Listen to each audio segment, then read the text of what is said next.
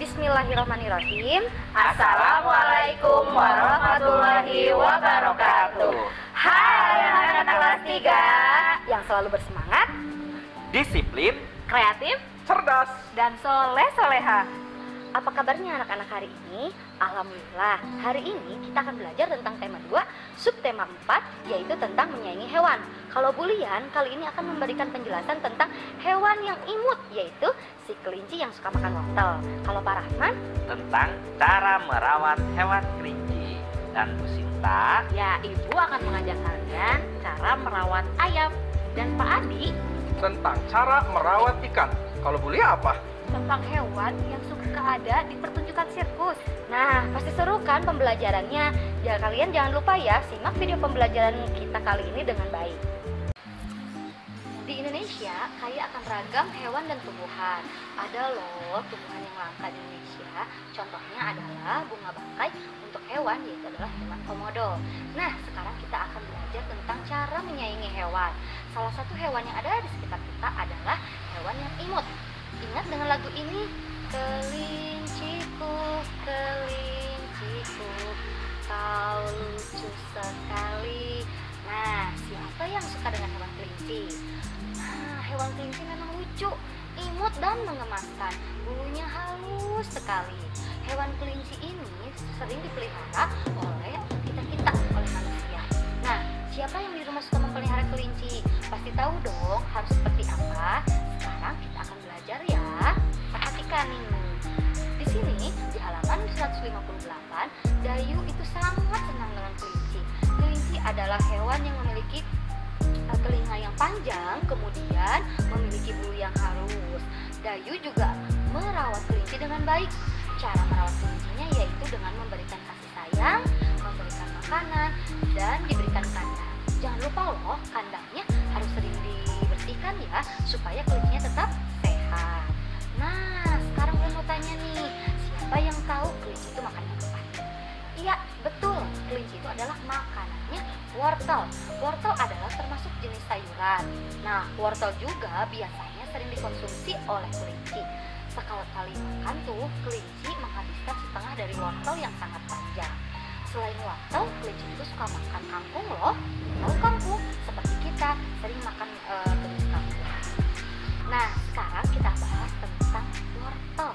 Wortel adalah makanan kesukaan kelinci yang berwarna jingga. Di sini, wortel adalah jenis salah satu sayuran yang disukai kelinci. Wortel juga merupakan salah satu jenis sayuran yang berasal dari umbi-umbian yang berwarna jingga. Nah, kalau kalian hafal tentang ini, maka kalian nanti setelah membaca halaman 158, silahkan kalian lengkapi pertanyaan-pertanyaannya dengan jawaban-jawaban yang benar ya. baiklah anak-anak, hari ini Bapak akan menjelaskan tentang cara perawatan kelinci. Setiap orang tentunya senang terhadap hewan peliharaan. Ada yang senang dengan kelinci, ada ayam, ada ikan, ada burung. Nah, semua hewan peliharaan kita tentunya harus dirawat atau dipelihara dengan baik. Nah, untuk pemeliharaan atau perawatan kelinci itu tidak sulit apabila kita mau konsisten dalam perawatannya. Ya. Nah, sebelumnya kita harus memilih dulu kelincinya. Kelinci itu macam-macam, ya, ada Angora, ada Holland, dan lain sebagainya. Nah, dalam pemilihan kelinci kita sebaiknya memilih kelinci yang minimal usianya 2 bulan ya, atau sudah tidak disusui oleh induknya, sudah bisa makan sendiri ya. Nah, dalam perawatan ini ya, selain kita memberikan makan dan minum untuk kelinci, tentunya kita harus menyediakan tempat tinggal kelinci yang disebut dengan kandang ya, kandang kelinci. Nah, dalam pembuatan kandang kelinci ini sebaiknya bahan pembuatannya terbuat dari kayu ya. Kenapa? Supaya lebih bagus ya, dan tidak panas. Beda kalau pembuatan kandang ini dibuat dengan menggunakan besi, maka itu akan apabila terkena sinar matahari maka terasa panas sekali untuk kelinci. Sedangkan kayu itu tidak terlalu panas ya. Yang berikutnya setelah pembuatan kandang ya, nah tentunya si kandang tersebut ya harus senantiasa selalu bersih ya. Karena kalau kandang tersebut kotor dengan kotoran kelinci, kita tidak mau membersihkannya, maka kelinci-kelinci yang kita pelihara itu akan sakit ya, akan berbakteri, dan juga tentunya akan timbul bau ya yang menyengat. Makanya anak-anak kalau suka terhadap peliharaan kelinci maka harus mau untuk membersihkan kandangnya, membersihkan kotorannya dibuang ya, kandangnya dibersihkan. Itu minimal dalam 1 minggu itu pembersihannya 3 kali ya. Yang berikutnya tentunya harus senantiasa memandikan kelinci ya. Kelinci itu harus rutin juga dibersihkan, dimandikan ya, supaya bulu-bulunya itu bagus ya, supaya kelincinya juga tidak bau, supaya kelincinya bersih. Dalam memandikan kelinci sebaiknya kalian menggunakan sampo untuk hewan ya, sampo khusus untuk hewan, dan menggunakan air yang hangat ya, artinya tidak terlalu panas dan tidak terlalu dingin ya, jadi sedang hangat ya. Untuk apa fungsinya? Agar kelinci tersebut tidak merasa kedinginan. Kalau kita menggunakan dengan air yang dingin maka kelincinya bisa sakit, bahkan bisa mati. Yang selanjutnya ya, dalam memberikan makanan untuk kelinci itu harus memberikan makanan yang sesuai ya, tidak terlalu banyak dan tidak boleh juga sedikit. Kalau kelincinya diberikan makannya terlalu banyak, maka kalau kelincinya terlalu kegemukan pun akan tidak sehat.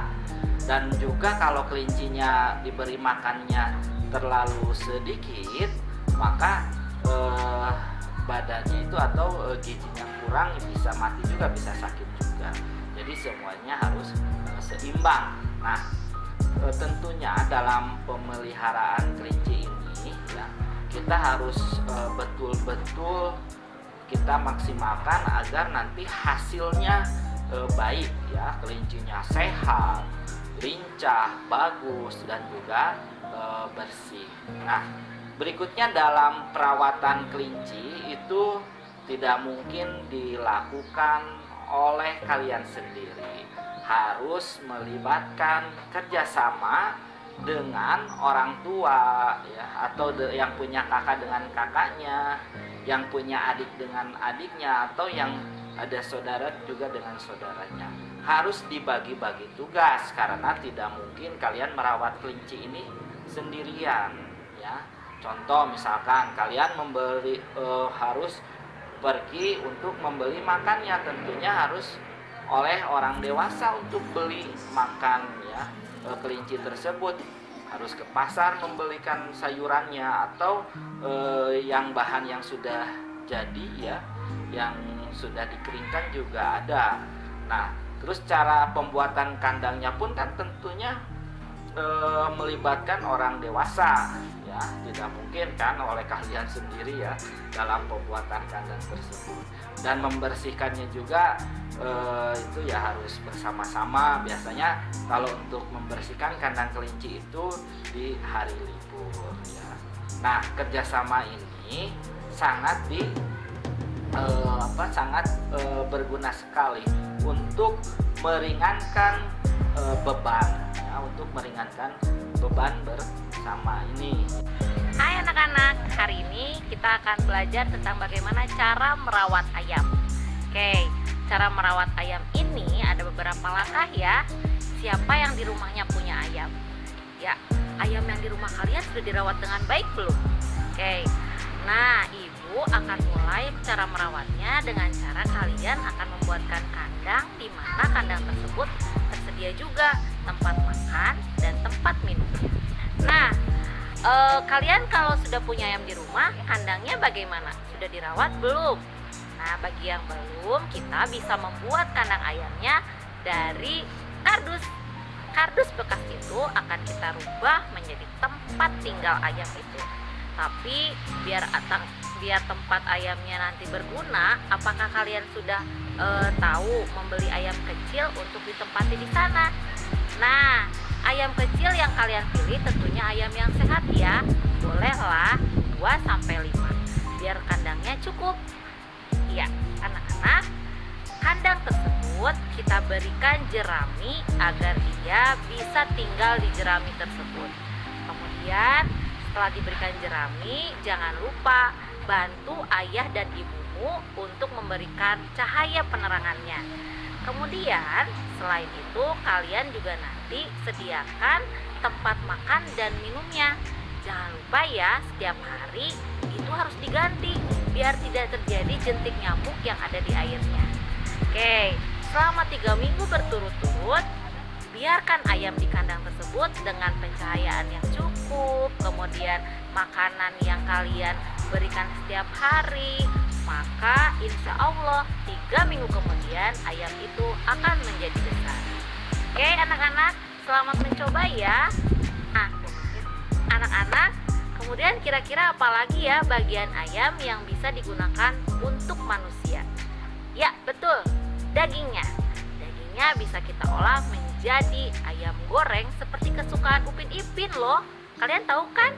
Nah, selain itu juga dari bulunya kita bisa gunakan untuk membuat kemoceng. Ya, kemoceng itu digunakan kita untuk membersih bagian-bagian rumah. Tentunya kalian pasti sudah pernah mencobanya kan, membersihkan bagian rumah dengan menggunakan kemoceng. Nah anak-anak, sekarang kita akan membahas tentang cara merawat ikan. Siapa yang di rumahnya punya ikan? Kalau Pak Adi punya di rumah, Pak Adi memelihara ikan di dalam akuarium. Tentu saja kalau kita ingin merawat ikan di akuarium, kita harus memelihara kesehatan ikan tersebut dengan cara yang pertama memberi makannya, membersihkan akuariumnya, memberikan filter agar airnya tetap jernih, agar ikan di dalam akuarium tetap sehat. Jangan sampai kita ingin memelihara ikan di dalam akuarium, kita tidak memberi makannya, kita membiarkan air di akuariumnya kotor, itu malah akan membuat ikan mati. Kasihan ya. Kalau kita ingin memelihara ikan di akuarium, berarti kita harus sudah siap merawat ikan di dalam akuarium tersebut agar ikannya tetap sehat. Nah, itulah anak-anak bagaimana cara merawat ikan di dalam akuarium. Anak-anak, tadi asalnya itu dari Cirebon. Cirebon itu kotanya terletak di pesisir pantai. Karena Pak Adi rumahnya dulu, sekarang juga orang tua Pak Adi masih di sana, di Cirebon. Rumahnya menghadap langsung ke pantai. Karena tempat tinggal Pak Adi dulu itu di daerah pesisir pantai, otomatis orang yang ada di sana atau penduduk yang ada di sekitar rumah Pak Adi itu kebanyakan bekerjanya menangkap ikan di laut. Pekerjaan menangkap ikan di laut itu disebut nelayan. Nelayan naik perahu ke tengah laut pada malam hari. Keesokan harinya saat pagi hari mereka pulang membawa hasil ikannya. Lalu mereka jual ke pasar. Akhirnya sampailah kepada kita untuk dimakan ya. Nelayan menangkap ikan dalam jumlah yang banyak. Tentu saja bukan dengan pancing ya. Kalau pancing nanti 1 atau 2 ikan saja yang tertangkap. Nelayan menangkap ikan dengan menggunakan jaring. Jaringnya besar. Dengan cara bagaimana menangkap ikan dengan jaring? Nelayan meletakkan jaring tersebut ke dalam air laut, memasukkannya. Kemudian saat jaring sudah turun, perahu pun melingkar bersama jaring tersebut. Saat jaring sudah tertutup, nelayan bekerja sama dengan teman-teman nelayan lainnya dalam perahu tersebut menarik jaringnya. Tidak akan bisa kalau dilakukan sendiri, harus bekerja sama karena sangat berat tentu saja menarik ikan yang begitu banyak dan jaring yang sangat besar. Nelayan dalam menangkap ikan ada aturannya. Yang pertama, tidak boleh menggunakan bom. Memang dengan menggunakan bom, dengan cara melempar bom ke laut dan meledak bomnya, lalu nelayan tinggal mengambil ikan-ikan yang mati, memang akan menghasilkan ikan yang banyak. Tapi apa yang akan terjadi? Yang pertama, ikan-ikan kecil akan ikut mati. Yang kedua, terumbu karang tempat bermainnya ikan, rumah ikan itu akan rusak. Dan itu akan sangat lama untuk memulihkannya. Yang rugi siapa? Nelayan juga. Saat esok hari dia ke situ lagi ingin menangkap ikan, ikannya sudah tidak ada. Sedangkan pekerjaan dia kan menangkap ikan. Ada juga yang dilarang, yaitu menggunakan racun. Bagaimana sih menggunakan racun itu? Nelayan menyelam, membawa botol yang dikasih racun lalu disemprotkan, semprot, ikan akan mati juga itu juga. Akhirnya tinggal diambil. Seperti tadi menggunakan bom itu dilarang karena akan merusak rumah-rumah ikan, akan membunuh ikan-ikan kecil. Jadi keesokan harinya nelayan sama, saat ke situ lagi ke laut lagi untuk menangkap ikan, untuk bekerja, untuk mencari uang nanti menjual ikannya, tidak ada. Jadi yang rugi adalah kita semua. Yang pertama, nelayan rugi, tidak mendapatkan pekerjaan, tidak mendapatkan uang dari ikan. Yang kedua, kita juga semua rugi, tidak bisa menikmati hasil laut. Itulah beberapa aturan ya yang harus nelayan patuhi dalam menangkap ikan. Anak-anak, kita lanjutkan ke pembelajaran 5. Kalian boleh buka buku tematiknya di halaman 191. Ya, di situ tercatat bahwa menyayangi hewan dan memelihara hewan adalah hal yang sangat menyenangkan. Bahkan ada beberapa hewan yang bisa dilatih untuk melakukan kegiatan yang biasa dilakukan oleh manusia, seperti berbaris, berenang, mengendarai sepeda, menari, dan lain-lain. Nah, di antara kalian ada yang pernah menyaksikan pertunjukan sirkus? Ya, Ibu Lia juga pernah.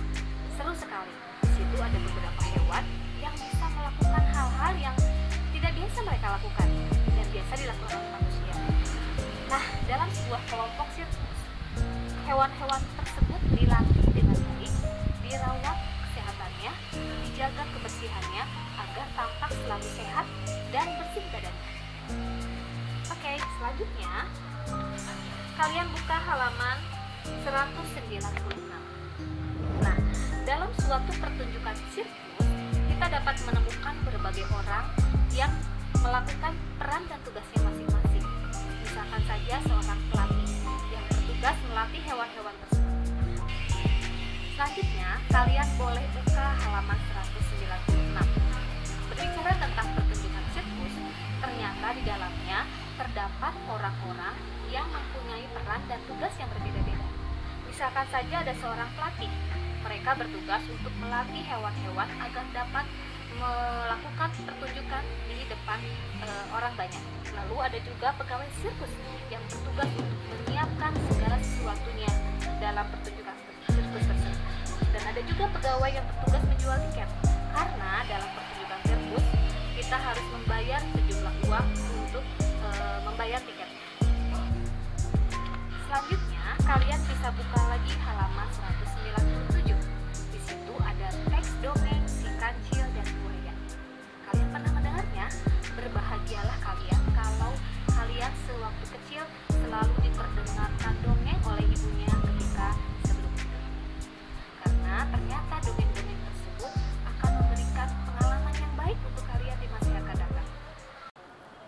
Alhamdulillahirrahmanirrahim, pembelajaran kita kali ini di tema 2, subtema 4 telah selesai. Mohon maaf jika ada kesalahan. Semoga bermanfaat ya. Terima kasih anak-anak. Bulan tutup ya. Assalamualaikum warahmatullahi wabarakatuh. Sampai jumpa.